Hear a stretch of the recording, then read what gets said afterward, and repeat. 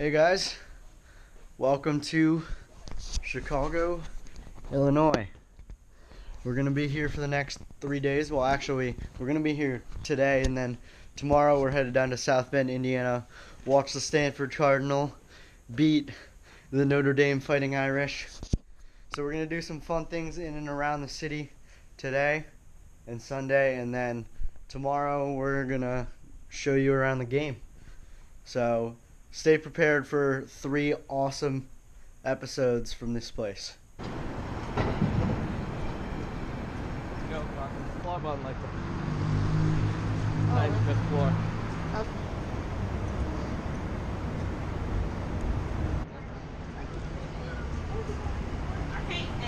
Maybe you better come, June, and then you'll see Justin.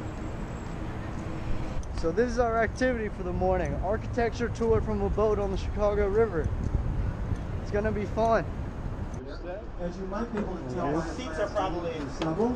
His father was of French descent. Another great example of the international style. Mies van der Rohe designed this building. And the 2 round towers are the Marina City Towers, designed by his student Bertram Goldberg. They are from the 1960s. These 3 buildings give you a sense of what was happening in architecture in the 1950s, 60s, 70s. Very simple geometric shapes, cylinders, rectangles, squares, very, very little ornament. In fact, the buildings, the international style buildings, the dark metal and glass ones, were designed to look the same no matter where in the world they were born. These 30s look like giant chairs or giant sofas. The oldest building you'll see along the banks of the river this morning. This building, the oldest sections date from 1898, and again, you know, that's really not that old. This was originally the North American Cold Storage Warehouse. You might think of it as a giant icebox. The walls are up to 4 feet thick. That's over a meter. The floors are 2 feet thick, nearly 2/3 of a meter. Today it's a residential building called the Fulton House. It was converted based on designs by Harry Weiss in the early 1980s. But if you like to live someplace where you can't hear your neighbor, Fulton House is the place for you. For example, the building with the upside down white V's going up the side of the building over on your right hand side, that is Erie on the Park. It's from 2002. The firm of Lucien Lagrange designed it. The interesting thing about that building are those upside down V's are an example of what we call an exoskeleton. They're actual structural parts of the building. Actually, in this case, they're wind braces. If you don't know, wind is the worst enemy of a tall building. It presses against one side of the building, creates a vacuum on the far side, and makes the building want to shift from side to side. Now, all tall buildings are designed to move in the wind at least a little bit.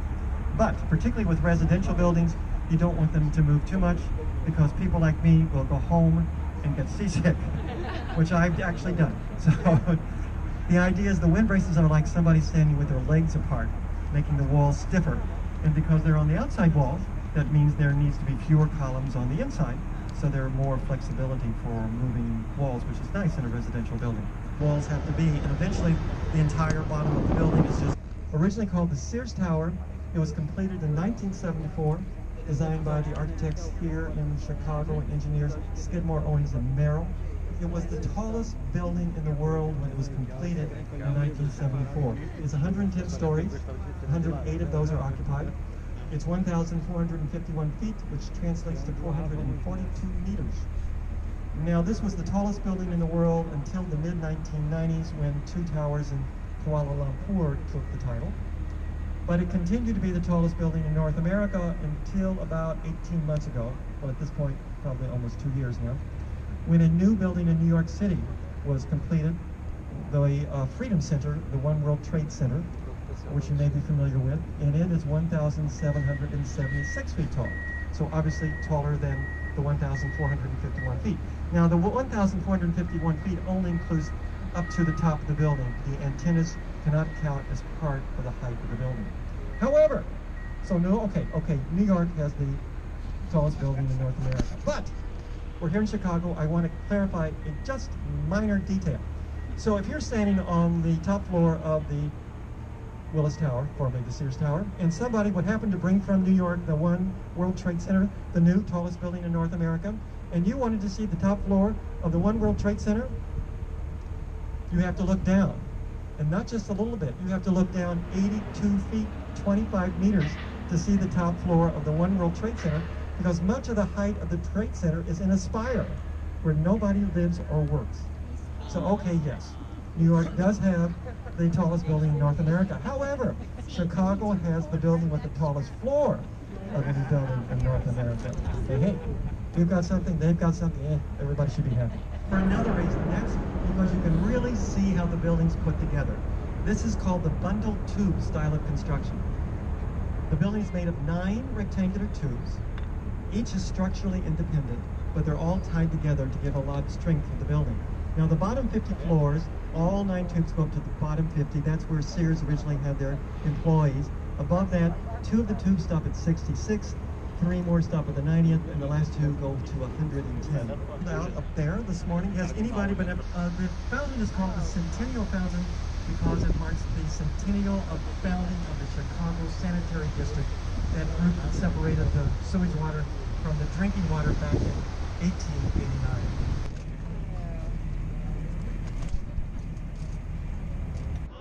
The boat tour was absolutely awesome, but he was just absolutely incredible, and he spoke for an hour and 30 minutes and knew everything about every building. But unfortunately, I was not GoPro ready all the time, so I didn't capture a lot of it. But trust me in that what I showed you is not close to all he said, and that it's very little of what he told us.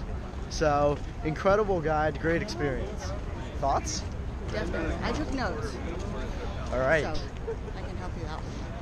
She knows the stuff.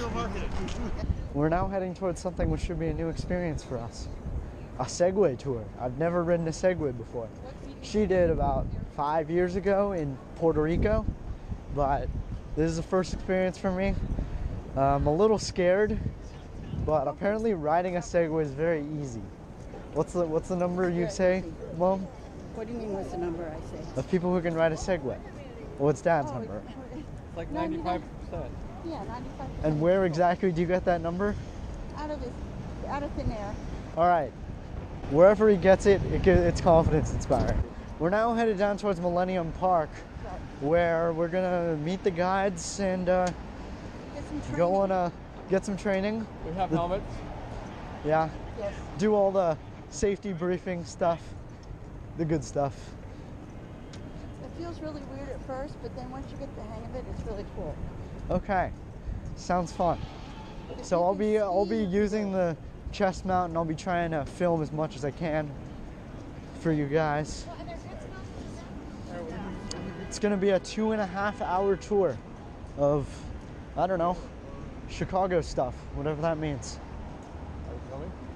We're here at the Segway, Millennium Park Segway Tours. This is my helmet of choice. Hang on, that's a really big one. Yeah, that's gonna be too big. Let's try it. This may or may not be my helmet of choice. Sign the waivers, so almost ready to push off once I get my gear on.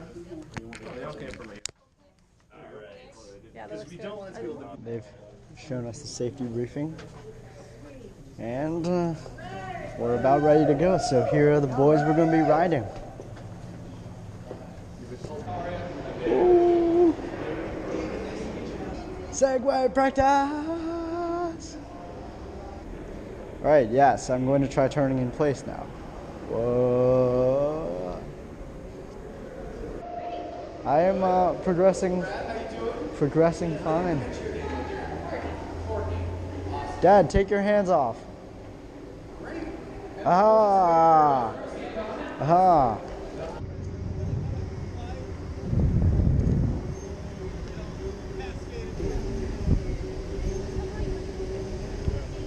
Lake Michigan over there. Ooh. And then over there, the huge fountain. This is fun, segwaying through the park. Mom, what's that fountain called? Buckingham Fountain. There we go. This is there. Here's downtown Chicago. All right. So guess what?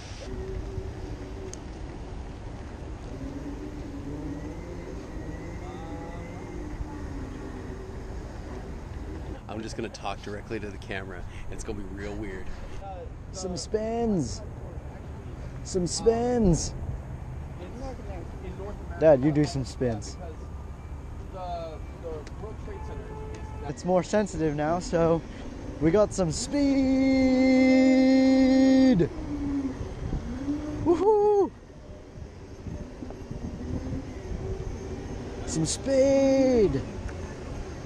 Slow it down. Yeah, so this is just overall a lot better now that it's full power.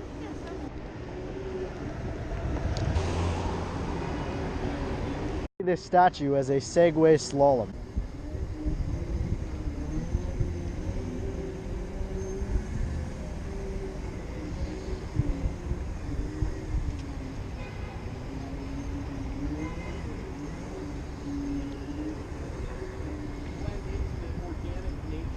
We are now approaching the home of the Jay Cutler-less 1-4 Chicago Bears, Soldier Field.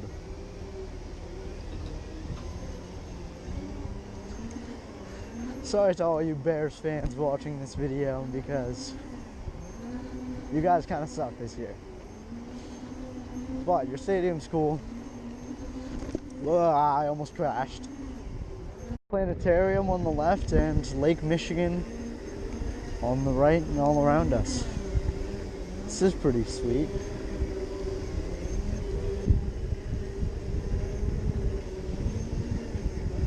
Apparently it's actually pretty rocky here, so some ships have run into issues. Nice place to take wedding photos.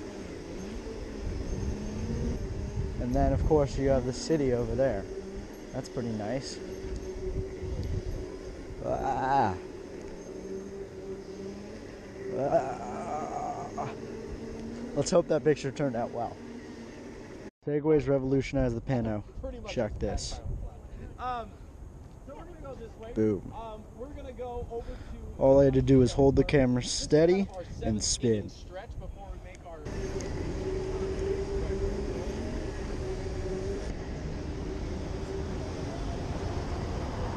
This is Buckingham Fountain blowing its top. So apparently every hour for about 10 minutes on the hour. So right now it's 5:10 and it's blowing. Water shooting so high up in the air like Old Faithful geyser in Wyoming. So this is a change from earlier. We're nearing the end of our Segway ride, but it's been a fun experience. Hopefully we'll do this again at some point in the future. What have you thought of this experience, Dad? Today's been a good day. It has. Segwaying was a great experience. Very tiring on the calves. My feet are killing me. And calves. Yes. As I just said, very tiring on the calves. But you, the viewers, you guys should definitely check it out. You should go to chicagosegway.com and hopefully you get our guide Park, because he was quite good and pretty funny. He was a goofball. Yeah, I like a goofball. I am a goofball. A theater major. An attempted goofball, because I'm not actually that funny. True. So go to chicagosegway.com and enjoy the same experience as we did.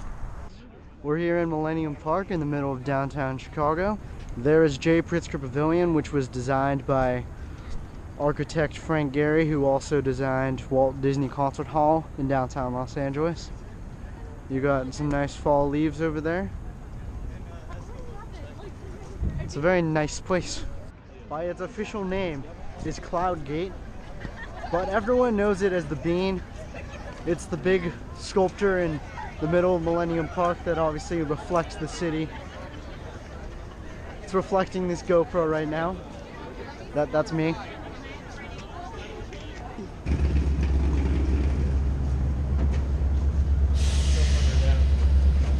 Boarded a train to Northbrook, which is where our friends, the Cool Georges, who are with us in Africa, live. So we're gonna go over to their house, have dinner there, hang out. It's going to be a good time. It's interesting. It's a double-decker bus. Train, not a bus. It's cool. Yeah, the ones in the Bay Area. Green tinted windows. The ones in the Bay Area are like that too.